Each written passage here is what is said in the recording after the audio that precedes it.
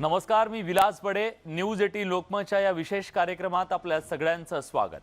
गरम पाण्याचा झरा आणि भूकंपाचा संबंध असतो असं सांगितलं तर कुणाचा विश्वास सुद्धा बसणार नाही.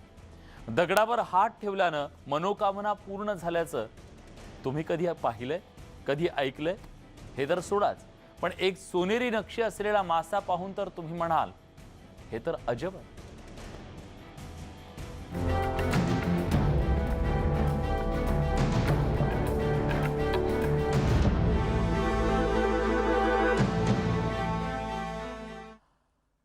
प्रभू श्रीराम वनवासाला जात असताना त्यांनी बाण मारून आंघोळीसाठी कुंड निर्माण केले अशी आख्यायिका आजही सांगितली जाते. मात्र पुरातन काळात निर्माण केलेल्या कुंडातून अजूनही गरम पाणी येतंय. पण आता त्या कुंडामुळे मोठा धोका निर्माण झाल्याचं सुद्धा बोललं जातंय. कुठे आहे श्रीरामांनी निर्माण केलेले हे कुंड? कुंडातल्या गरम पाण्याचं रहस्य नेमकं काय? जाणून घेऊयात स्पेशल रिपोर्टमधून.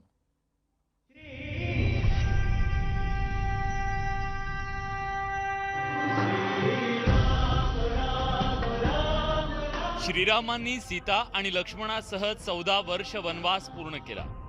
हा वनवास पूर्ण करत असताना श्रीरामांनी अयोध्येहून लंका गाठली.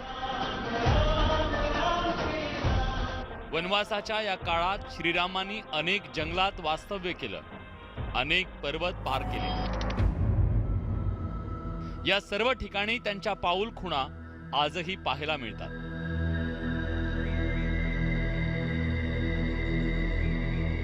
तुम्ही पाहत असलेलं हे गरम पाण्याचं कुंडही श्रीरामांनी निर्माण केलं असल्याची आख्यायिका आहे.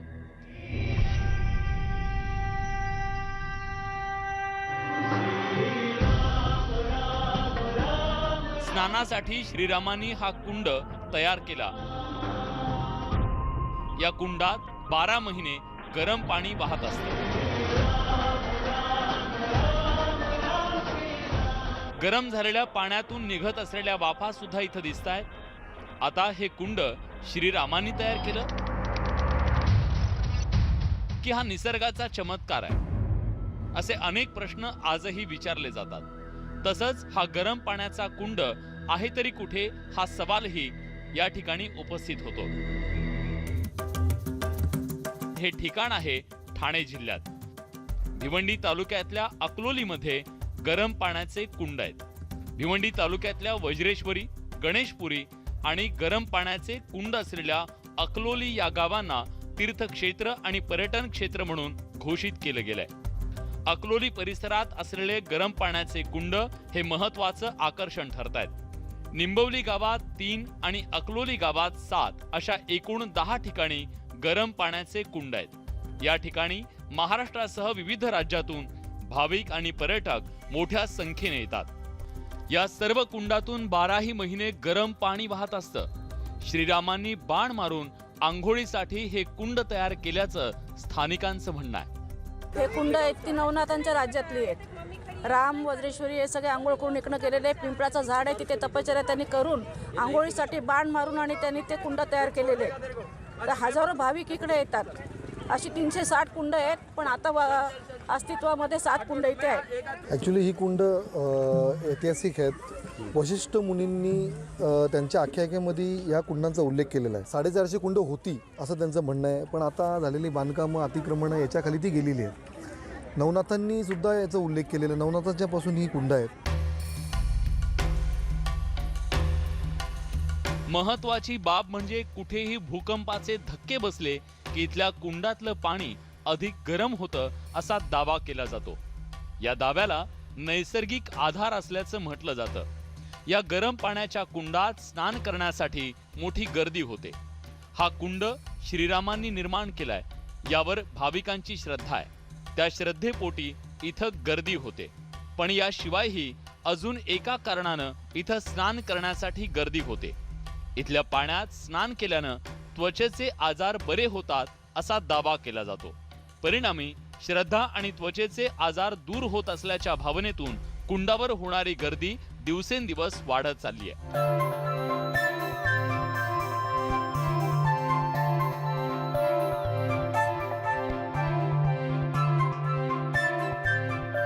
लहान मुलांपासून ते वृद्धांपर्यंत सर्वच जण या कुंडात स्नान करतात। महत्वाची बाब म्हणजे या ठिकाणी वज्रेश्वरी आणि गणेशपुरी हे तीर्थक्षेत्र असल्यानं देवीला बोललेला नवस फेडण्यासाठी या कुंडात स्नान केलं जातं। त्यानंतर जागरण, गोंधळ, पूजा अर्चा होते।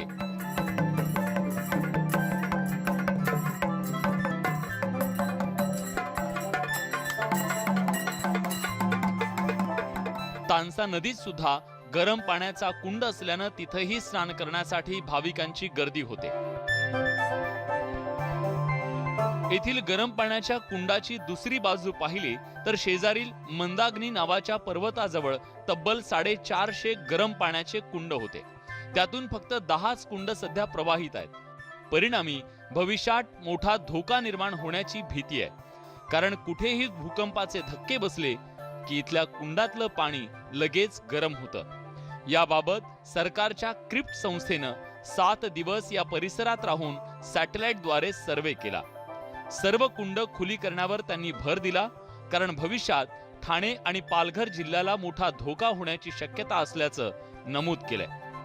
एक तुम्ही वैशिष्ट्य बघाल की या कुंड नदीमधून पण म्हणजे थंड पाण्यातूनही गरम पाणी निघतं। याचं कारण असं आहे की सायंटिफिकली बोलायचं झालं तर हा जो मंदाग्नी पर्वत आहे समोर तुमच्या, याला मंद अग्नी पर्वत म्हणून बोललं जातं। तर हा पूर्ण गंधकानी इथे जेव्हा क्रीट या संस्थेने अभ्यास केला तेव्हा त्यांच्या असं लक्षात आलं की याच्या 6 किलोमीटर खालीपर्यंत फ्लड लाईन आहे आणि त्या गंधकातून हे पाणी गरम पाण्याचं उत्कर्ष चालू आहे। परंतु त्यांचं हे पण म्हणणं आहे की ही कुंड अजून ओपन झाली पाहिजे। जर ही कुंड ओपन नाही झाली तर it will be he Kund chalk and damage आहेत आणि it will be dangerous after sometimes, असं चंद्रशेखर प्रभूंनी त्यांच्या अहवालात शासनाला असं स्पष्ट दिलेलं आहे का ही कुंडांचं उत्खनन झालं पाहिजे आणि ही कुंड अजून डेव्हलप होऊन याच्यातून जे पाणी निघतं ते पाणी अजून गरम पाण्याचं निघालं पाहिजे।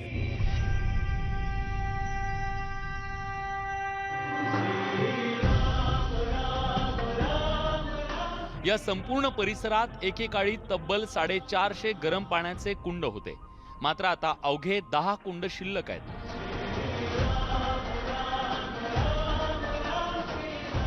त्यातही भूकंपाच्या धक्क्यानंतर या कुंडातलं पाणी मोठ्या प्रमाणात गरम होतं।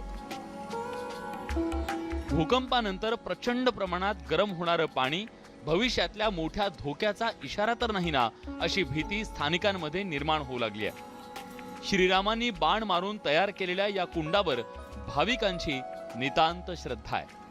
मात्र भूकंपामुळे पाणी मोठ्या प्रमाणात गरम होण्याचं रहस्य अजूनही कायम आहे। यावर जोपर्यंत माहिती मिळत नाही किंवा काही तोडगा काढला जात नाही तोवर स्थानिकांमधली भीती कमी होणार नाही।